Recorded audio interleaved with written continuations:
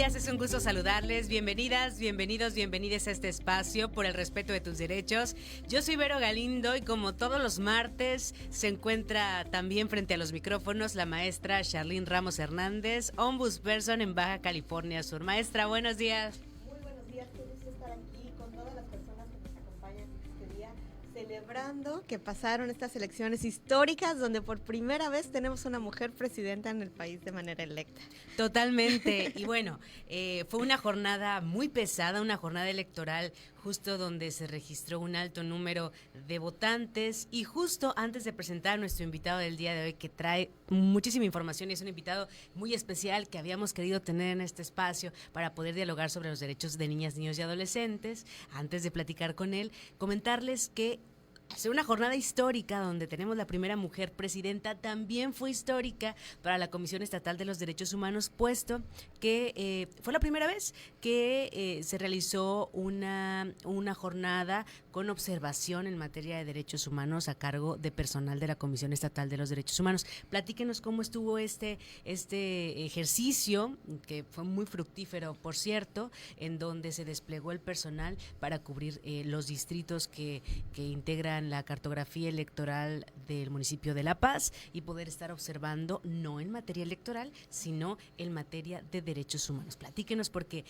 llamó mucho la atención que estaban por ahí los chalecos blancos, que veníamos por supuesto autorizadas y autorizados por el Instituto Estatal Electoral, pero como órganos autónomos. Entonces platíquenos para aquellas personas que nos hayan visto por ahí recorriendo el municipio, pero no sepan por qué estábamos como observadoras y observadores. Por supuesto, y es que justamente en esta gran oportunidad que tuvimos de vivir esta elección histórica, por supuesto, la Comisión Estatal de Derechos Humanos realiza estos acompañamientos tan importantes en los cuales estuvimos como observadoras y observadores de esta jornada electoral, específicamente para temas de derechos humanos. Por supuesto, nada electoral, porque para eso están las autoridades que sí son las competentes para atender todos estos temas. La Comisión Estatal de Derechos Humanos estuvimos realizando las labores de observación en materia de derechos humanos para ver cuestiones de discriminación, violencia, situaciones de esa naturaleza. Afortunadamente no tuvimos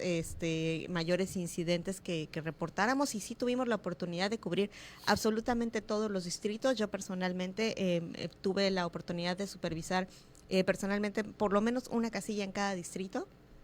Y por supuesto todas las y los visitadores a lo largo de la cartografía que estuvimos viendo estas áreas de oportunidad también que vamos a estar presentando por supuesto en su momento en un informe al Instituto Estatal Electoral, pero en general sí logramos tener la oportunidad de constatar una jornada que fue pacífica en su generalidad. Sí, claro. Por supuesto, la participación de la ciudadanía que estuvo presente a lo largo de estas horas intensas de trabajo, por supuesto, tener la oportunidad de servir como una observación adicional, ¿no? Por supuesto, claro, a toda la que ya está plasmada dentro de lo que es el proceso electoral como lo tenemos establecido por nuestras autoridades electorales y por supuesto de esta parte de la Comisión Estatal de Derechos Humanos, servir como este lazo entre la ciudadanía y las autoridades en el momento en los que hubo un par de situaciones en las que pudimos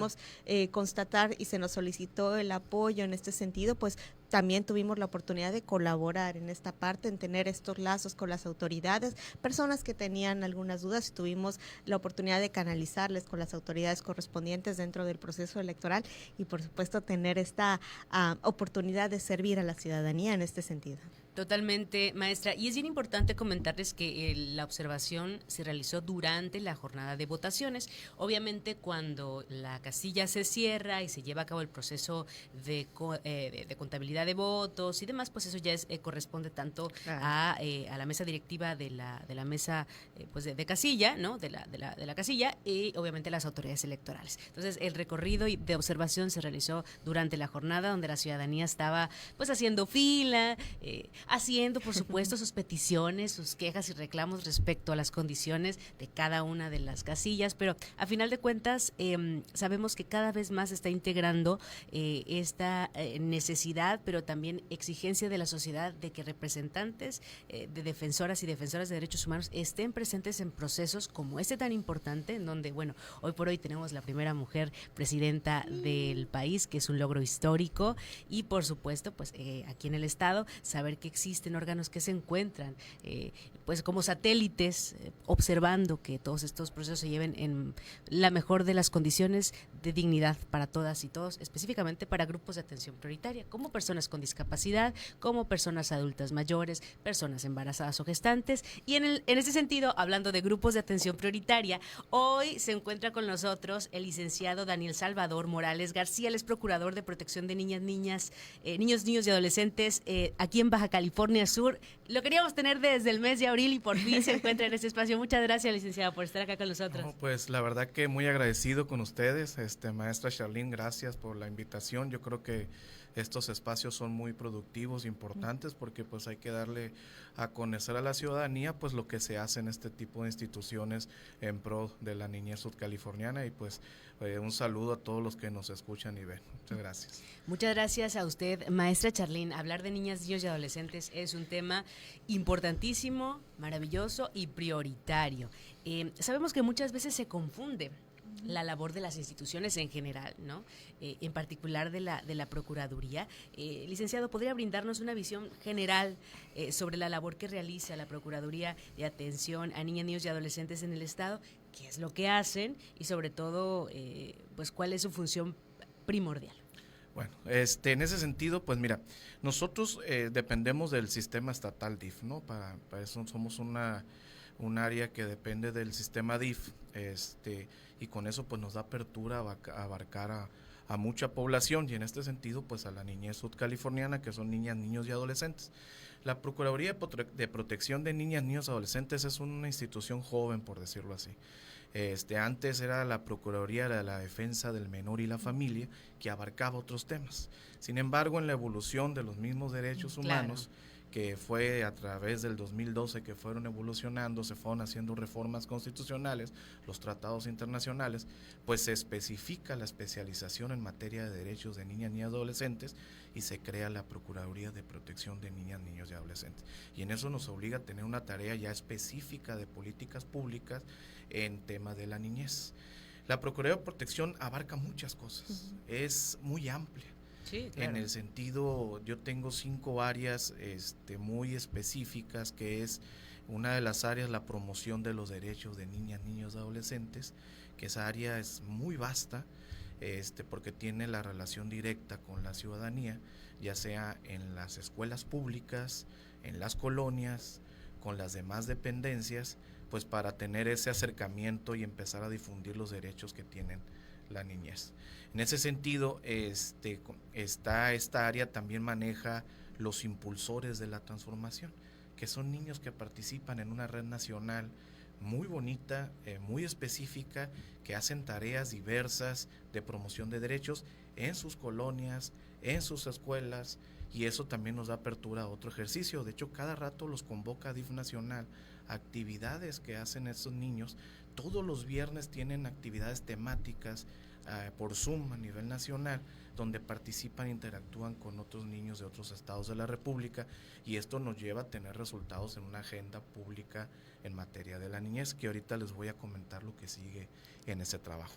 Comentarles que en este mismo sentido, de los impulsores de la transformación, viene la Consulta Nacional Me Escuchas 2024. Que siempre nos envían los resultados muy interesantes de la opinión de niñas, niños y adolescentes. Este ejercicio es muy, como tú bien lo dices, es muy interesante. En estos días va a salir la rueda de prensa donde va a ser la dinámica nueva de la consulta, que es un ejercicio de DIF Nacional, la Procuraduría Federal, donde ya tenemos ya los puntos, lo que realmente quieren nuestras niñas, niños y adolescentes. Y antes como adultos decíamos, no, esto es lo que piensan. Ah, claro. Y hoy no. Hoy la dinámica es distinta. Hoy sí se escucha a la niñez. Hoy hay opinión y se arma una agenda de trabajo en estos resultados y en estas preguntas, porque incluso la dinámica es, hasta el niño más pequeño, si se quiere expresar con un dibujo, se hace el dibujo. Y esa es la participación que tienen estos niños y adolescentes, que nos va a llevar a tener resultados para lo que viene el siguiente año. Entonces, estas son las dinámicas que tiene el DIF nacional, el DIF estatal, la Procuraduría de Protección Federal, que en nuestros próximos días vamos a llevar a cabo con la participación de todos.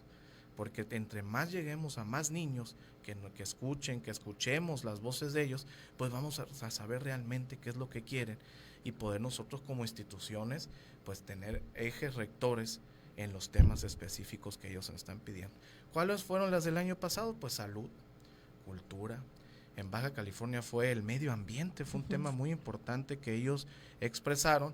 Pues vivimos en un lugar rodeado del mar, desierto, pero también tenemos nuestro medio ambiente, que es lo que más nos protege y es el medio turístico de nosotros, pues, ¿no? Entre otras cosas, esta área de normatividad, de promoción de derechos del niño abarca todo eso. Es un área que está constantemente en movimiento, pero viene la otra área que es muy bonita, que es el área de adopciones. Claro. Ese es un reto muy grande para nosotros. Federalmente es un reto, ¿no? Es un reto. Entonces, hoy en día, comentarte que hemos logrado que el certificado de idoneidad que expedimos en la Procuraduría Estatal sea válido en otros estados, porque pues nuestra población es más chica. Sí, claro. Entonces, los juicios, hay la pérdida de patria, hay muchas cosas que tardan a veces en que un niño tenga liberado su derecho para poder ser susceptible de adopción. Pues nosotros con la Procuraduría Federal hemos logrado el acuerdo con otros estados como el de Oaxaca, que ya 3 familias sudcalifornianas accedieron al programa de adopciones y ya cuentan con un bebé aquí en Baja California Sur, y que vamos a pronto hacerlo en Guanajuato, en Jalisco, Tamaulipas, acceder al programa de adopciones de esos estados. Entonces, eso nos conlleva llevar varios retos, como es el que tengamos profesionistas certificados. Y eso quiero comentarles que acabamos de aprobar a 19 profesionistas que son trabajadoras sociales y psicólogas de los 5 municipios, de las 5 procuradurías municipales, que nos van a ayudar a tener todavía una más certeza jurídica en los procesos de adopción, porque eso es lo que quiere la gente y lo que queremos nosotros, que todos estos procesos sean claros. Totalmente. Que sean claros. Por eso hay un Consejo Estatal de Adopciones que avala, que están representados por varias instituciones, la asignación de una niña, niño o adolescente en temas de adopciones. Es muy vasto el trabajo, las competencias y sobre todo, digamos, la vinculación que tiene esta Procuraduría desde la parte de la promoción hasta la parte pues jurídica para poder proveer a una familia o a un niño o una niña de una familia. Maestra, 2012 comentaba el licenciado, existen cambios, reformas respecto a la visión que se tiene de los derechos de niñas, niños y adolescentes. Yo no me cansaré de decir que cuando yo era niño, hace muy poquito, nos enseñaban que teníamos derecho a jugar y que teníamos derecho a una familia y a una nacionalidad. Cuando recién se empezaban a hacer, por ejemplo, las consultas infantiles y que hacías el ejercicio de ir a votar, pues eso era, ¿no? Pero no había mecanismos ni espacios para que tú pudieras expresarte y levantar la mano y decir, bueno, sí tengo derecho a una familia, pero una familia en donde no haya violencia, en una familia en donde estemos en paz. Platíquenos después del corte, cómo es que hemos evolucionado en esta visión y dejar la perspectiva adultocentrista para enfocarnos en las verdaderas necesidades de este grupo de atención prioritaria. Regresando, nos platica, maestra. Continuamos. Esto es por el respeto de tus derechos.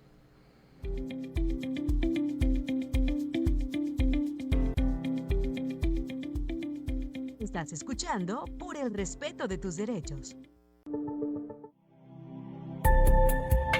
En la pantalla y al aire, 40 de conexión, 30 años de emociones. Canal 8 y la radio de Subcalifornia, las señales que nos unen.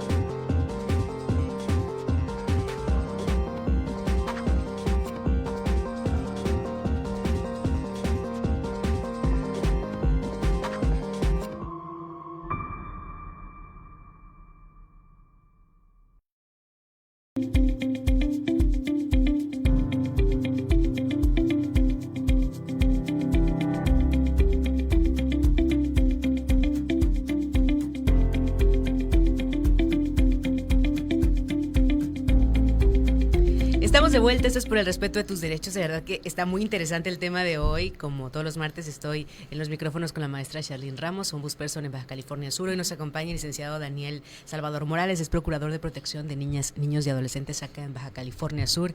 Hay mucho que hablar, desde la promoción y difusión de los derechos de este grupo de atención prioritaria, el tema de las adopciones, el tema jurídico con las niñas y los niños que se encuentran institucionalizados, por ejemplo. Pero antes de irnos, yo le pregunté directamente a la maestra Charlene, a ver, antes era un paradigma de la niñez, hoy es otro paradigma respecto al ejercicio, goce, incluso conocimiento respecto a los derechos de niñas, niños y adolescentes. Platíquenos un poco de este paso acelerado, pero muy valioso. Claro, es que venimos de la idea antes de la reforma del 2011 en la Constitución de que las niñas y los niños eran cosas, posesiones de los padres y madres que los parían, ¿no? Y los educaban.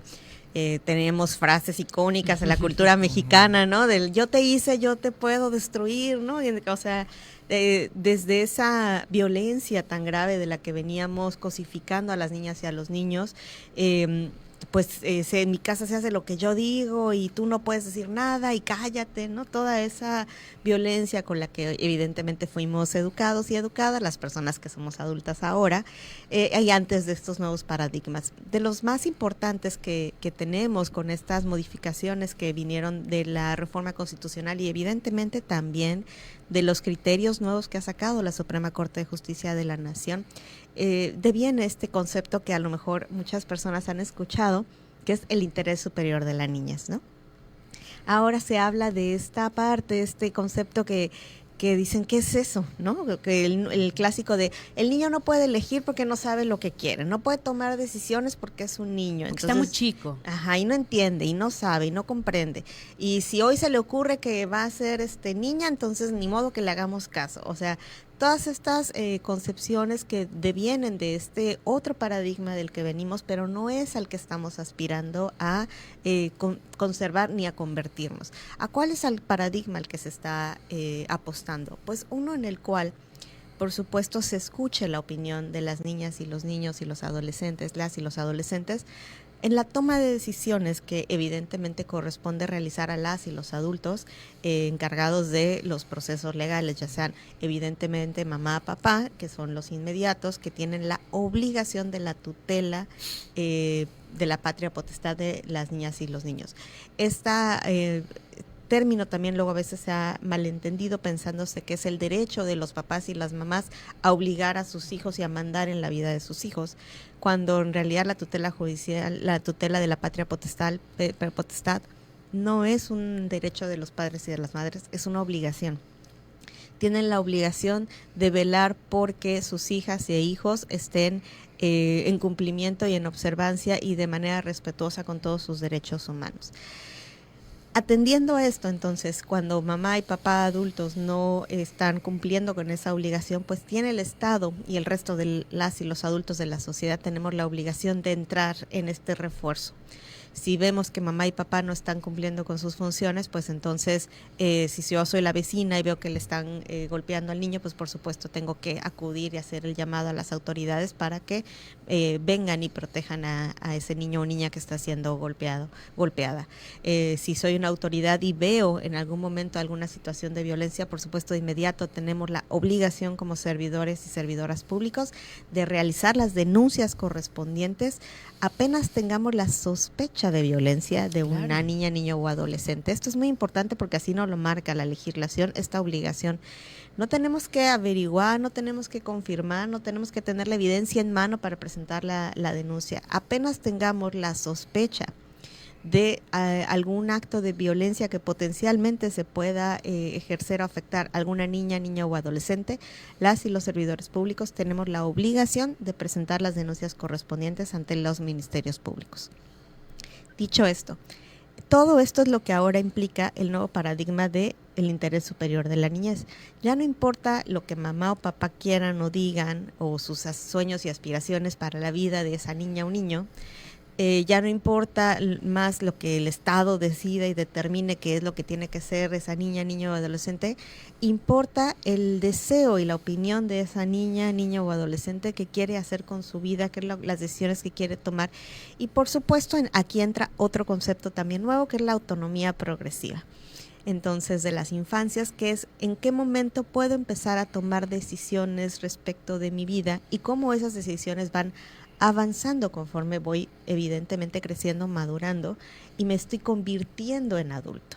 Eso es muy importante porque veníamos de un paradigma en el cual eres menor de 18 años, no puedes tomar ninguna decisión, de repente ya pasas de 18 años a la medianoche, de un segundo a otro no puedes tomar ninguna decisión y ya puedes tomar todas las decisiones, ¿no? Entonces, no hubo una transición que permitiera a las niñas, niños y adolescentes ir tomando decisiones a lo largo de su vida que les prepararan para tomar decisiones en la vida adulta. Claro. Entonces, por supuesto que cuando estas niñas, niños y adolescentes de repente se convierten en adultos, pues no tienen estas experiencias previas de cómo manejar su vida, qué les gusta, qué no les gusta, cómo les gusta llevar el cabello, cómo les gusta vestir, qué tipo de actividades les generan desarrollo de todo su potencial, qué otras simplemente les frustran y no les gusta atender, ¿no? Todos estos nuevos conceptos son los que ahora nos rigen como adultos y adultas en esta interacción con las niñas, niños y adolescentes para marcar estas nuevas relaciones de poder, en las cuales ya los adultos y las adultas no podemos mandar simplemente porque lo digo yo, porque así se hacía antes, ¿no? Con la mirada. Exacto, ¿no? Sino ahora tenemos que escuchar, analizar la opinión de las niñas, niños y adolescentes sobre lo que pasa en sus vidas, valorar, por supuesto, lo que están solicitando y sus deseos, si son lo mejor para ellos y para ellas, y en base a eso tomar las decisiones correspondientes. Y este paradigma es muy importante en el seno de las familias, en el seno de las escuelas, pero también en la parte institucional, porque de la parte institucional es de donde se generan las políticas públicas en beneficio de este grupo de atención prioritaria. Y justamente hay una parte de este grupo de niñas, niños y adolescentes muy vulnerable, que es aquel que se encuentra pues internado, internada en una casa cuna, que se les llama niñas, niños que están institucionalizados. Hay muchos mitos respecto al tema de las adopciones y queremos dar un espacio justamente para informar a la sociedad un poco sobre este proceso que es largo, a veces es complejo y que pudiera causar algún ruido, el por qué se van a otro estado o por qué ellos sí, esta familia sí, nosotros no. Platíquenos un poco al respecto. Sí, como bien dices, es un tema a veces complicado el tema de las adopciones y queda a veces a muchas dudas, y qué bueno que se abren estos espacios para aclararlo. Todo ciudadano que quiera acceder a una adopción pues va con nosotros a la Procuraduría de Protección, se llena un registro, un formato, y ellos ahí ven qué tipo pues la ilusión que tienen ellos de formar una familia. Nos ponen ciertas especificaciones, así es el proceso. Y en base a eso se hace la separación. Mucha gente dice, yo sí quiero tener una niña, niño con una discapacidad. Claro. O yo quiero tener, si son 3 hermanitos, 2, los quiero tener a los 3, a los 2. Y van varias características que van surgiendo, y también no hay que olvidar el perfil del ciudadano. Se ve muchas veces las edades, los espacios que tengan en su hogar, muchas circunstancias, se hacen estudios, se les hace valoraciones psicológicas, se les hacen visitas de trabajo social, no con el afán de detenerlos, no, sino porque es una vida la que vamos a entregar, eso exacto. Hay que puntualizarlo, y tenemos que tener la certeza de que la familia que está solicitando cumpla con la característica de proteger la vida de ese niño, niña, adolescente, porque les va a dar una educación, un bienestar y una protección en el momento que acceden a una adopción. Y hay una lista de prelación dependiendo las características. ¿Cuál es el reto? Pues es natural que todos quieren un bebé de 0 a 3 años o de 0 a 6 años. Y en el tema de la situación jurídica de los niños que están en los centros de asistencia, pues hay diversas edades. Procurador, ¿qué tal si regresando del corte seguimos platicando sobre esto para develar los mitos y tal vez algunas de las dudas que pueda tener la gente que nos está escuchando respecto al proceso de adopción? Regresamos, esto es Por el Respeto de Tus Derechos.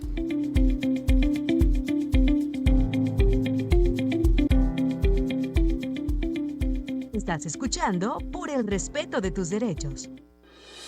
Atención, habitante. En la pantalla y al aire, 40 de conexión, 30 años de emociones. Canal 8 y la radio de Subcalifornia, las señales que nos unen.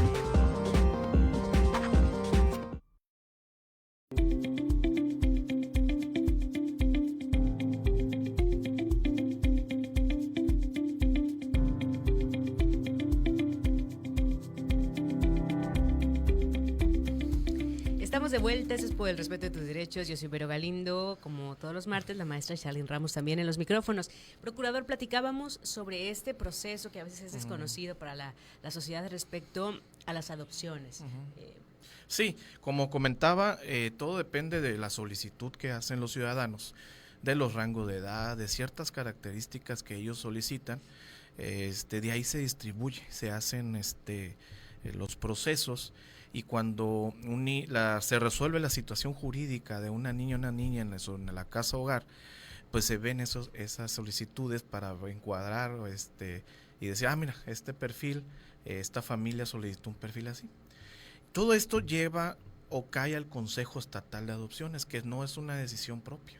Está representado por el Poder Judicial, por la Procuraduría General de Justicia, por las 5 procuradurías municipales y también por los directores o coordinadores de los centros de asistencia social, y se expone.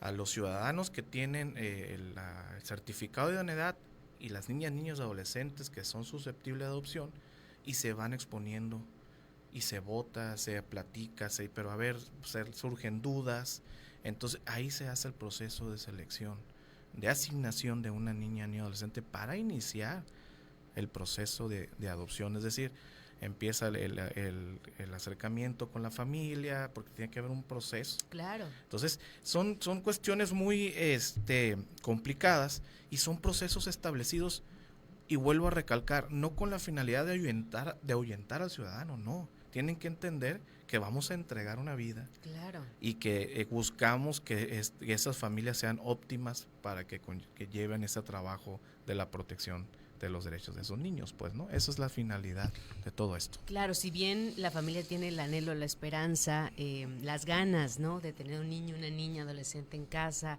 por la situación que sea, es importante recordar, maestra, de nueva cuenta el interés superior de la niñez es una persona la que se va a adherir a un núcleo familiar, y el Estado tiene la responsabilidad de verificar que ese núcleo familiar pueda proveerle de lo mejor desde la parte de la formación, la educación y por supuesto una vida libre de violencia. Y vaya qué responsabilidad. Totalmente. Porque definitivamente la responsabilidad del Estado inicia desde que justamente determina que ese niño, niña o adolescente está en una situación de riesgo en su hogar original, y que tiene que ser rescatado, rescatada de ese espacio que evidentemente es inseguro, porque de lo contrario no tendría por qué removerlo de su hogar.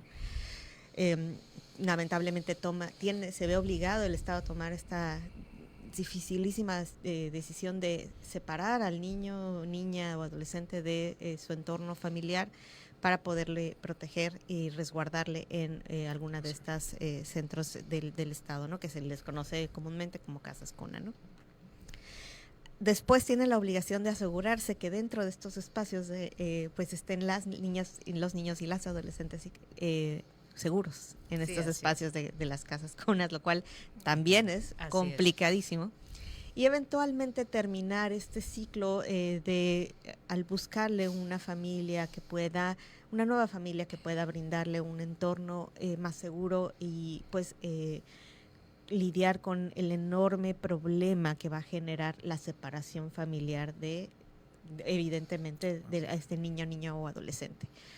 Por supuesto va a haber un trauma tremendo que deviene de la separación del hogar, del mamá y papá, ¿no? Claro, porque evidentemente difícil es el caso en el cual la niña o el adolescente no va a tener un apego con su mamá y su papá, por muy violentos y malos que fueran con ellos y ellas. Al final del día su mamá, papá.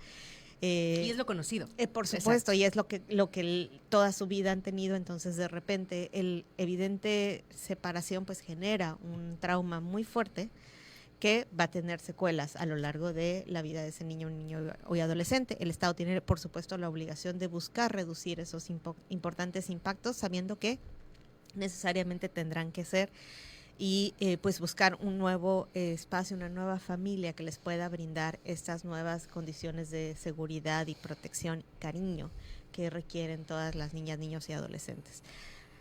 En todo ese proceso, por supuesto, están las madres, padres, las familias, ahora, que ya no necesariamente es mamá y papá, ¿no? La familia ya tiene muchas otras posibilidades, ¿verdad? Hay muchos tipos de familias. Exactamente.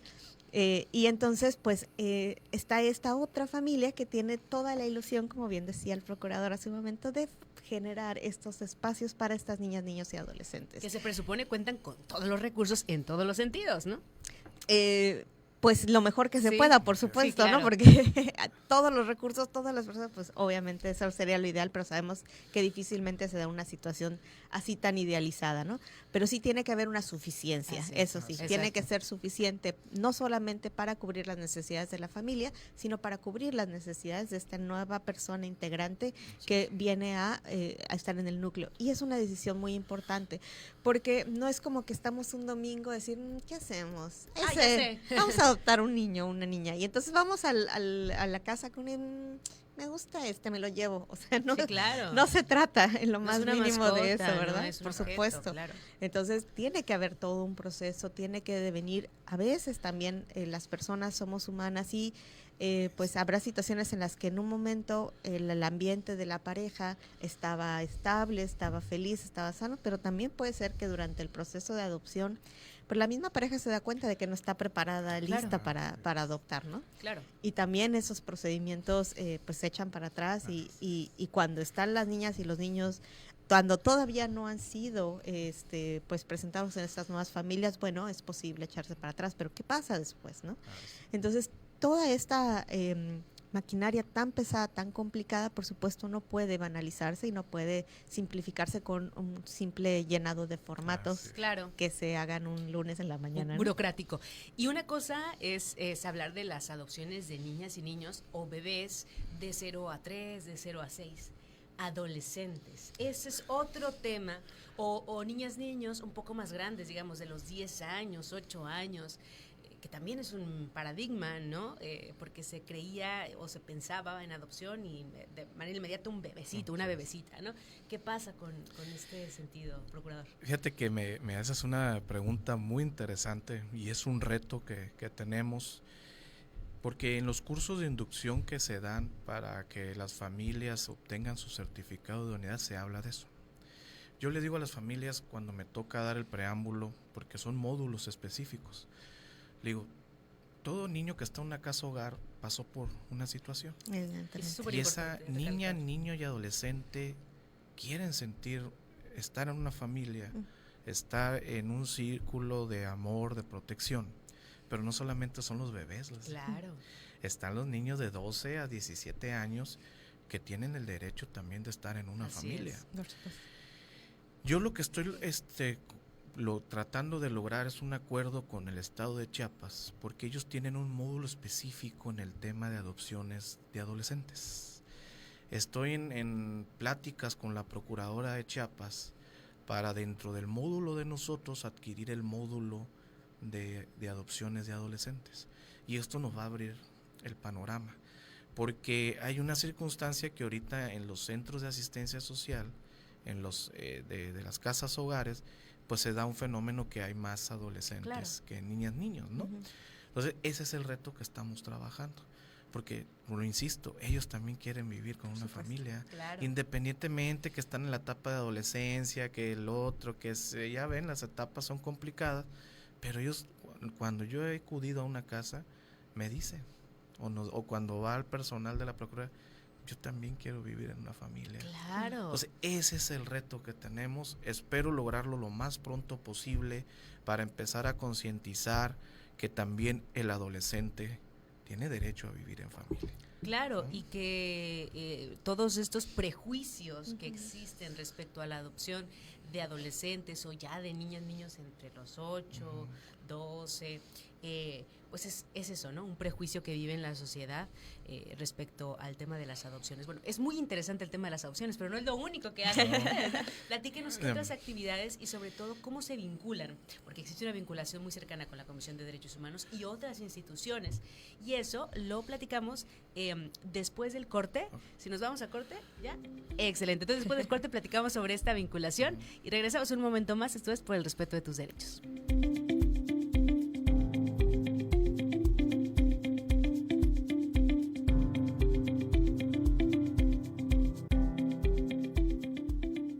Estás escuchando Por el Respeto de tus Derechos.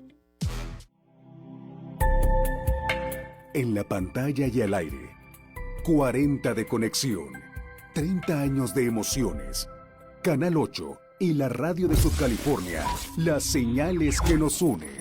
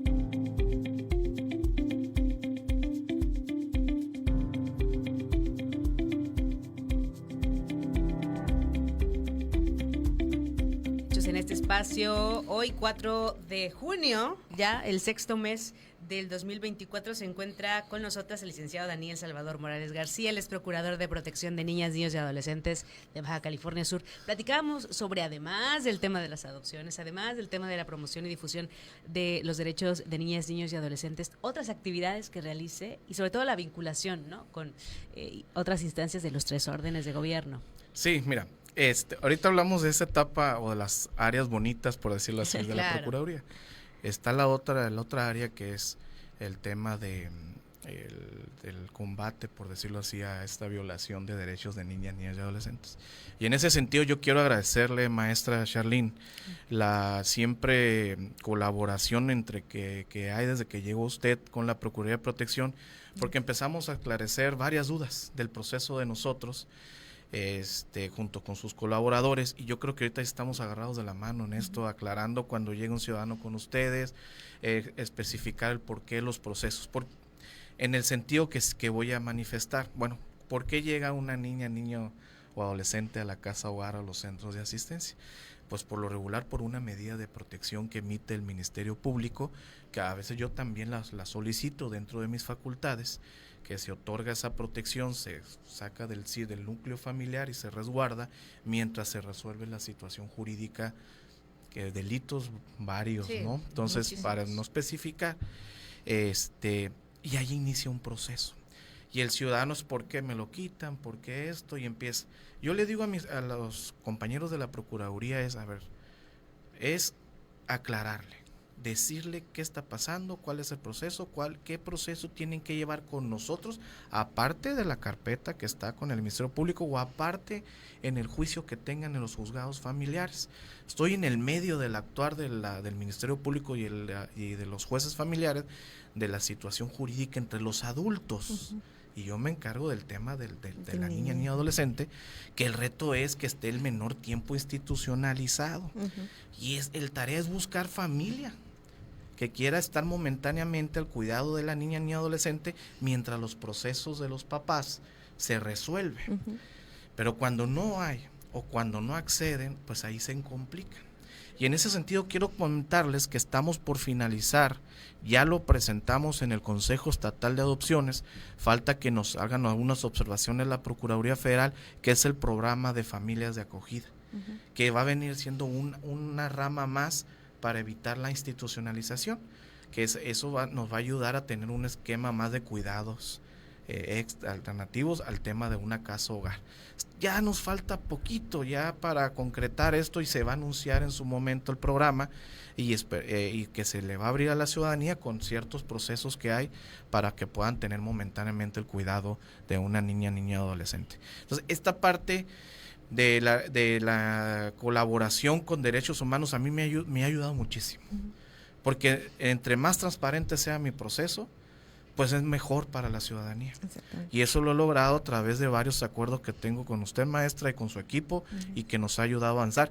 Y con todas las instituciones, yo me he sentado, y agradezco, y lo quiero decir aquí, con el Procurador General de Justicia, el licenciado Daniel, con el presidente magistrado, el licenciado Raúl Mendoza Unzón del Poder Judicial, con los varios magistrados que nos han ayudado, jueces familiares, Ministerio Público, en un fin común que es el bienestar de la niñez. Yo creo que nos hemos puesto de acuerdo estas 3 instituciones en los procesos que llevamos a cabo y la comunicación que debe haber entre nosotros. El presidente me sentó con magistrados, con jueces, el procurador con sus subprocuradores, con la maestra Beatriz, que nos ayuda mucho en algunos procesos, que también le agradezco siempre la colaboración, y eso nos ha permitido ir avanzando en lo que estamos logrando. Y no quiero dejar de decir algo muy importante. En noviembre se presentó una reforma a la Ley Estatal de Derechos de Niñas, Niños y Adolescentes para homologar las procuradurías municipales, que van a ser procuradurías de protección de niñas, niños y adolescentes municipales, porque ya tenemos que tener especializadas las procuradurías. Claro. Y eso nos va a llevar a tener un mayor alcance. Entonces, y no solamente en eso, sino en los procesos de adopción, familias de acogida y varias. Y sobre todo, algo que también lo quiero mencionar, y también que tiene que ver mucho Sofía de CIPINA, claro, que estamos en coordinación, uh-huh, porque ellos manejan las políticas públicas. tener un sistema de información integral entre los 5 municipios, el gobierno, el estado y la federación, de cómo va evolucionando el tema de los derechos de las niñas, niños y adolescentes en el estado, que con esa información pues vamos a tener mayor apertura de lo que tenemos que hacer en acciones concretas, como eso también viene en la reforma, ¿no? Es muy importante platicar sobre niñas, niños y adolescentes, porque es más allá de la garantía del derecho a la educación o a la salud, sino todo este entramado de acciones gubernamentales a través de las procuradurías, a través de los sistemas de protección de niñas, niños y adolescentes que garantizan el desarrollo integral de las infancias y las adolescencias. Maestra, la Comisión Estatal de los Derechos Humanos tiene siempre como eje de trabajo los grupos de atención prioritaria. Platíquenos en específico de niñas, niños y adolescentes. Por supuesto, y es que en esta interacción que tienen nuestras niñas, niños y adolescentes con todos las y los adultos que les rodean constantemente y que toman decisiones sobre sus vidas. Por la Comisión Estatal de Derechos Humanos tenemos la obligación constitucional del refuerzo de asegurarnos que el interés superior de la niñez y la autonomía progresiva de ese niño o adolescente esté siendo respetada por las y las autoridades que están pues en estas relaciones de poder con esas niñas, niños y adolescentes. Justamente hemos trabajado, como bien indicaba el procurador, de la mano para asegurarnos, porque por supuesto que un padre, madre que su hija, hijo es pues asegurado, ¿no?, por el Estado y separado del hogar, por supuesto que se siente en agravio, es lo normal, es lo consecuente, ¿no? Entonces, pues acude a la Comisión Estatal de Derechos Humanos, por supuesto, a presentar una queja, pues considera que la autoridad está ejerciendo un abuso de autoridad. Y ahí es donde entra el papel tan importante de la comisión para confirmar si el actuar de estas instituciones, de estas autoridades, al separar a ese menor de edad de ese hogar, está realizando una labor conforme a derecho en la protección de esa niña, niño o adolescente, o en efecto se trata de una situación de algún abuso de autoridad que no debió haberse dado esa separación, ¿no? Esta labor de investigación imparcial que hace la Comisión Estatal de Derechos Humanos, que durante el proceso de queja y la investigación, por supuesto, es donde se hace el primer contacto con las autoridades, que expliquen qué es lo que pasó, que proporcionen toda la documentación y la evidencia. Y cuando el actuar de las autoridades es conforme a derecho, por supuesto que servimos de apoyo para esa niña, niño o adolescente y le explicamos a ese adulto, mamá, papá, por qué fue que se dio la situación de la medida de aseguramiento, qué es lo que tiene que hacer para, en dado caso, brindar un espacio seguro para que su hija o hijo regrese, ¿no?, en circunstancias de seguridad cuando es posible. La red de apoyo a la cual puede acudir ese niño o adolescente para que les brinde un espacio seguro de algún familiar, etcétera, y cuando lamentablemente no hay una situación como tal, pues asegurarnos de que la vida en la cual están institucionalizadas e institucionalizados sea digna, por supuesto, y respetuosa con ese interés superior de la niñez. Totalmente, se nos acabó el tiempo, de verdad que agradecemos la presencia del licenciado Daniel Morales García, procurador de protección de niñas, niños y adolescentes de Baja California Sur. Luchar por las niñas y los niños, así como por las y los adolescentes, es un trabajo de todas las instituciones, pero también de la sociedad. No olvidemos que esta es la parte pues más ruda, ¿no?, más compleja a veces, porque involucra la situación legal, involucra la protección de derechos humanos, pero también el sector educativo es fundamental para poder brindar pues este cobijo y resguardo a las niñas, niños y adolescentes de Baja California Sur. Esto ha sido todo por hoy, nos escuchamos el próximo martes en punto de las 10 de la mañana. Maestra Charlene, muchísimas gracias, procurador. Esto ha sido todo, que tengas un excelente día, es más, una excelente vida, hasta la próxima. Esto fue Por el Respeto de tus Derechos, un programa de la Comisión Estatal de los Derechos Humanos de Baja California Sur. Nos escuchamos el próximo martes a las 10 de la mañana.